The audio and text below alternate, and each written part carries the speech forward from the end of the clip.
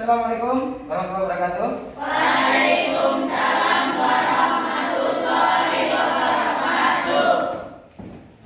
Alhamdulillah, apa kabar anak-anak semuanya? Baik. Masih semangat ya untuk belajar pada hari ini? Oke. Ya, untuk anak-anak pada hari ini sudah disiapkan semuanya ya? Pakaian semua rajin? Dimasukkan semua? Oke. Ya, terima kasih. Kemudian hari ini ada yang udah berangkat, kamu berangkat semua? Ada berangkat ya. Siapa saja itu? Ready. Oh ya, buku ini mana ini jurnalnya? Buku jurnalnya. Oh, ini hanya ini. Ya. Sebelum kita mulai pelajaran, mari kita berdoa dulu ya, untuk memulai pelajaran hari ini biar berjalan dengan lancar, gitu ya. Oke, kita berdoa bersama dengan bacaan Bismillahirrahmanirrahim. Sama-sama. Bismillahirrahmanirrahim. Oke, ya ini kita pertemuan awal di kelas 7 ini, yaitu pertemuan Quran hadis. Mungkin dari kalian kan ada yang dari SD, ada yang dari MI ya. Ini mungkin sangat belum terbiasa dengan belajar Quran hadis, sehingga nanti kita akan bersama-sama semoga cukup bisa beradaptasi dengan pelajaran Quran hadis yang akan kita laksanakan. Hari ini kita akan memahami Al-Quran hadis sebagai pedoman hidup. Sebagai umat Islam, terutama kita generasi penerus, tentu saja kita harus memahami ya, apa itu Quran hadis, ya, apa itu Al-Quran, apa itu hadis, kan? Mungkin kalian sudah sering terbiasa melihat Al-Quran di rumah, ya, kemudian sering membaca hadis di rumah. Itu apa? Ya, kayak maksud dari definisi Al-Quran itu apa? Nah, ini nanti kita akan bahas di sini, ya. Kemudian Al-Quran sebagai pedoman hidup, ya, dalam arti bahwa kita dalam setiap berkomunikasi atau berinteraksi dengan siapapun, baik itu secara hubungan sama manusia atau hubungan kita dengan Allah, ini harus melalui pedoman, yaitu pedoman Al-Quran dan hadis.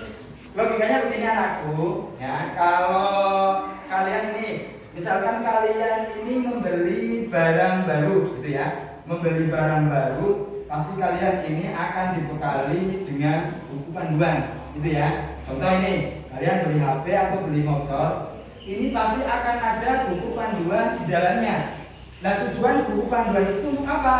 Nah, tujuan buku panduan itu adalah sebagai tata cara untuk menggunakan barang tersebut.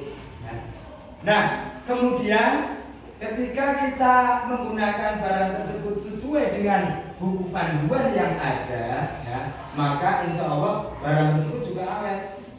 Begitu pula dengan kita manusia ini diciptakan oleh Allah Subhanahu wa Ta'ala, diberikan buku pedoman atau buku petunjuk. Apa itu?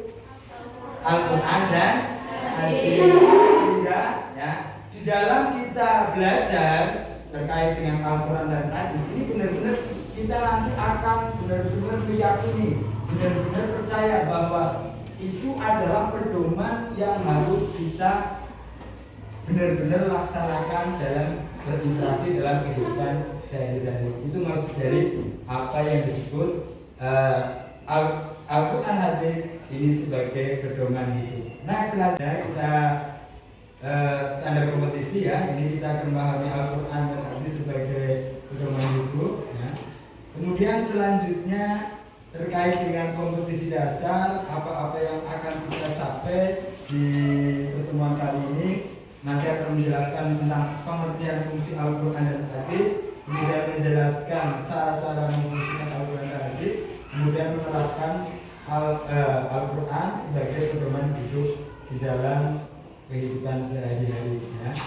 Oke, itu tadi kompetisi dasar yang harus atau kita dapatkan ya. Kemudian ini kaitan dengan kalian mampu setelah pembelajaran ini mampu menjelaskan tentang pengertian Al-Quran, pengertian fungsi Al-Quran dan hadis, ya, kemudian menjadikan Al-Quran dan hadis ini sebagai sumber atau sebagai pedoman dalam kehidupan. Oke, langsung kita masuk pada uraian materi.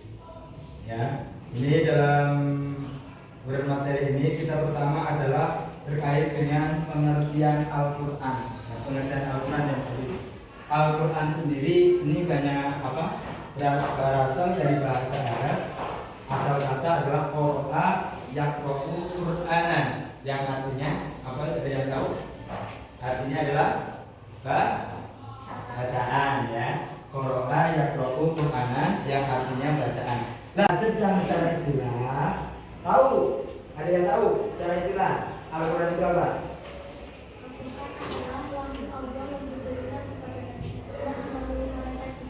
Oke, itu wahyu Allah yang diturunkan kepada Nabi Muhammad melalui malaikat Jibril. Ada yang tahu lagi? Gak apa-apa.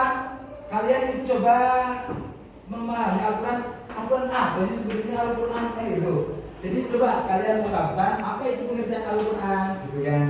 Coba, ada lagi yang lain? Gak ada yang mau coba jelaskan? Gak apa-apa, mau salah juga gak apa-apa.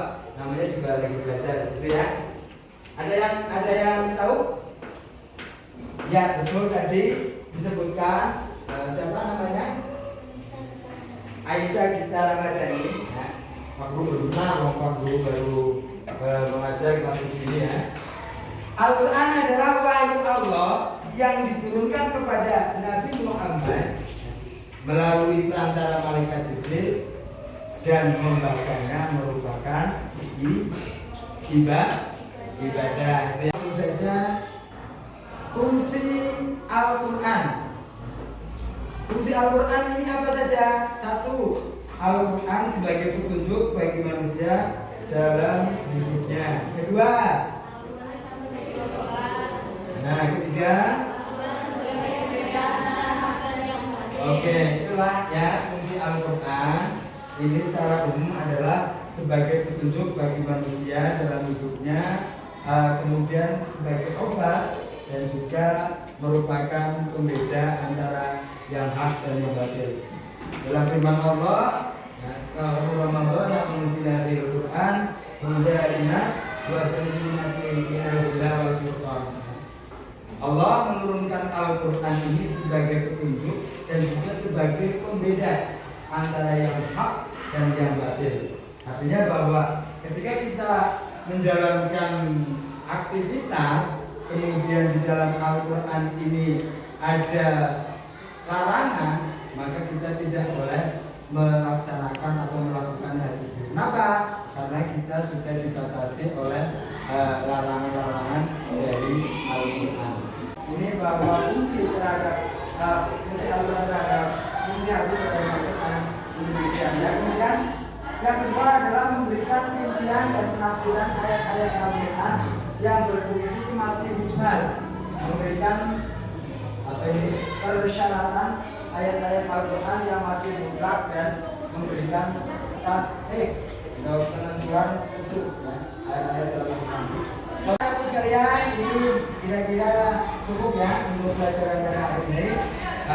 Bagi akhir pelajaran hari ini ada tugas ya, untuk kalian. Ini ada tugas sebagai evaluasi di pertemuan hari ini, ya, apa itu pengertian Al-Quran, kemudian apa pengertian hadis, apa fungsi Al-Quran, apa fungsi hadis.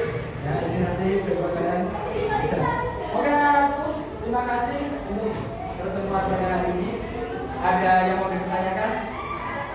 Ya.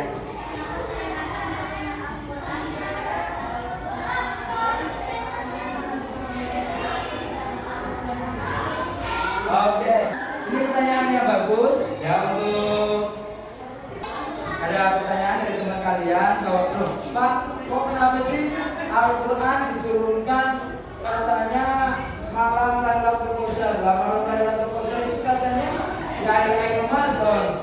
Loh, kok malah memperingatinya di 17 Ramadan, gitu ya? Nah, Oke anak-anak sekalian, bahwa Al-Quran itu diturunkan ke bumi ini secara berangsur-angsur, ya, tidak jublek gitu ya. Jadi kalau kalian lihat Al-Quran yang ada itu tidak diturunkan jublek juga, tapi berangsur-angsur sesuai kebutuhan pada saat itu. Lah, adanya Al-Quran itu oleh Allah Subhanahu wa Ta'ala diturunkan Allah